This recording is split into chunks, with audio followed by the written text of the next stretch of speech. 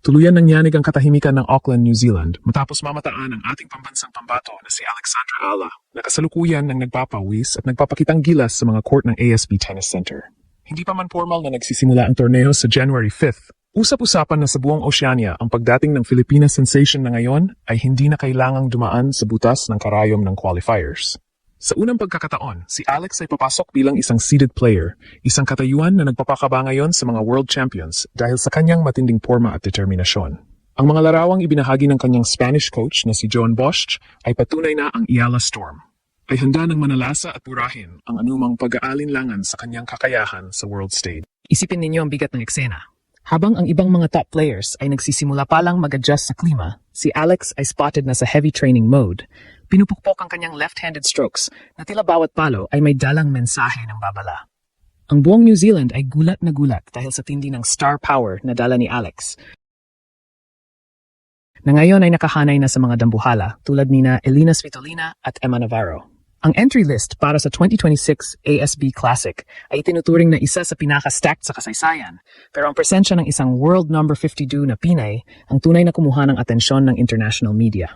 Ang bawat slide at bawat sigaw ni Alex sa court ay nagpapakita na ang 2026 ay hindi lang basta bagong taon, kundi ang taon ng kanyang pag-akyat sa trono ng world tennis. Marami ang nagtatanong kung kaya nga ba ni Alex na panindigan ang mataas na expectations ng sambayanan. Lalo na't siya ay nakatakdang lumaban sa gitna ng mga alamat at dating Grand Slam winners. Pero sa bawat video ng kanyang practice, makikita ang isang manlalaro na mas mabilis, mas matapang at mas gutom sa tagumpay. Ang 2025 breakthrough niya sa Miami at ang makasaysayang ginto sa SEA Games ay nagsilbing mitsa lamang ng apoy na ngayon ay nagbabaga sa Auckland. Ang Oceania swing na ito ang magsisilbing litmus test para sa kanyang mind draw debut sa Australian Open. At sa nakikita nating bangis ni Alex sa training, mukhang hindi lang basta lalahok ang Pilipinas. Tayo ay narito para manakop.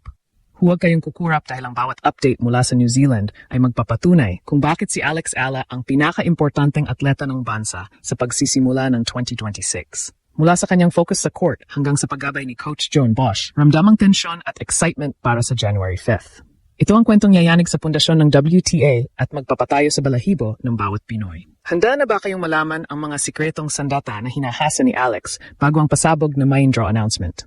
Ang labanang ito ay hindi na lang tungkol sa puntos. Ito ay tungkol sa pagpapatunay na ang Filipina ay world-class at handang itumba ang sinumang dambuhala.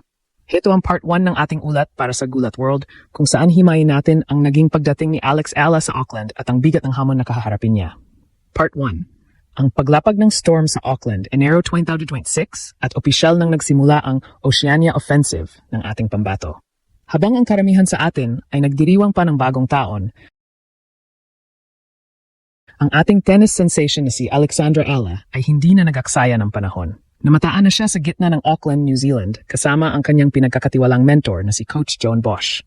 Hindi ito isang ordinaryong practice. Ito ay isang statement. Sa bawat slide ni Alex sa hardcourt ng ASB Tennis Center, kitang-kita ang bunga ng kanyang matinding training sa Rafa Nadal Academy.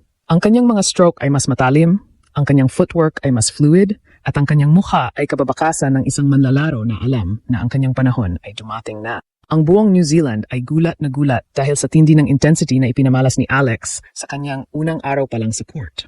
Isang intensity na karaniwang nakikita lamang sa mga Grand Slam champions. Ang ASB Classic 2026 ay tinuturing na isa sa pinaka-stacked na WTA 250 tournaments sa kasaysayan at ang presensya ni Alex bilang isang seeded player ay nagpabago sa dinamika ng kompetisyon. Isipin ninyo, ang entry list ay puno ng mga dambuhala. Nandoon ang world number 14 na si Elina Svitolina, ang world number 15 na si Emma Navarro, at ang kinatakutang si Donna Vekic, world number 69. Pero sa kabila ng mga dambuhalang pangalang ito, ang pangalan ni Alex Ala ang pinaka-pinag-usapan sa mga locker rooms. Bakit? Dahil si Alex ang dark horse na niyanig ang 2025 season nang talunin niya ang mga dating number 1 players. Ngayon, sa kanyang world number 52 ranking, hindi na siya ang manlalarong kailangang dumaan sa lottery ng qualifiers. Direkta na siyang nasa main draw, handang sumagupa sa sinumang itatapat sa kanya ng tadhana. Ang pagpili ni Alex na simula ng kanyang taon sa Auckland ay isang napakatalinong stratehiya. Ang ASB Classic ay kilala sa papakaroon ng mabilis na surface na katulad sa Melbourne Park. Ito ang perfect rehearsal bago ang Australian Open. Sa ilalim ng init ng araw sa Auckland, hinahasa ni Alex ang kanyang left-handed forehand, ang sandata na naging sakit ng ulo ni Iga Swiatek at Jelena Ostapenko noong nakaraang taon. Ayon sa mga insiders sa New Zealand, maging ang mga tournament officials ay napahinto ng masaksihan ang power game ni Alex sa practice. Sinasabi ng mga eksperto na ang bata mula sa Pilipinas ay wala na sa level ng prospect. Siya ay isa ng lehitimong banta na kayang tumalo ng kahit sinong nasa top 20. Ngunit hindi lang lakas ang dala ni Alex sa Auckland, dala rin niya ang pangarap ng higit 110 milyong Pilipino. Ang bawat update na ipinupost ni Coach John Bosch sa Instagram ay mabilis na nagba-viral, na nagpapatunay na ang buong bansa ay nakasubaybay sa bawat hakbang niya. Ang pressure ay naroon, ngunit sa nakita nating focus ni Alex sa training, tila ba ginagawa niyang gasolina ang pressure na ito para mas lalong mag-alab. Sa darating na January 5th, kapag formal nang nag-serve ang unang bola, sisiguraduhin ni Alex na ang Auckland ang magsisilbing unang saksi sa muling pagbangon ng isang Pinay sa world stage. Handa na ba ang New Zealand para sa Ella era? Dahil base sa nakita nating bangis niya sa practice, ang sagot ay isang malakas na oo. Sa bawat post ni Coach John Bosch sa Instagram, isang mensahe ang malinaw. Si Alex Ella ay hindi pumunta sa New Zealand para lang magbakasyon. Ang bawat drill na ginagawa nila sa ASB Tennis Center ay nakatutok sa pagpapabilis ng kanyang reaksyon laban sa mga power hitters ng tour. Ayon sa mga nakasaksi sa kanyang ensayo, ang kanyang left-handed serve ay mas naging unpredictable, isang sandata na siguradong magpapahirap sa mga top seeds na sina Elina Svitolina at Emma Navarro. Pero ang tunay na usap-usapan sa Auckland ay ang mental maturity ni Alex.